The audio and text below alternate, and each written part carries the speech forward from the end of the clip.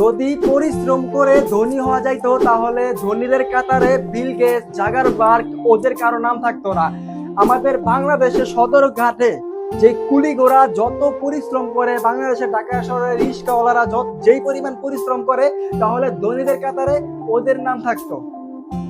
গরিবরা কেন গরিব? তারা তাদের নিজের লাইফের মানি ম্যানেজমেন্ট করতে পারে না, নিজের টাকাকে মানি ম্যানেজমেন্ট করতে পারে না। আর ধনীরা কেন ধনী হচ্ছে? তারা সঠিক মানি ম্যানেজমেন্ট জানে। ধনীরা আরো ধনী হচ্ছে, আর গরিবরা যতই পরিশ্রম করে না কেন তারা আরো গরিব হচ্ছে, কারণ তারা পরিশ্রম করে ধনী হওয়া যায় না।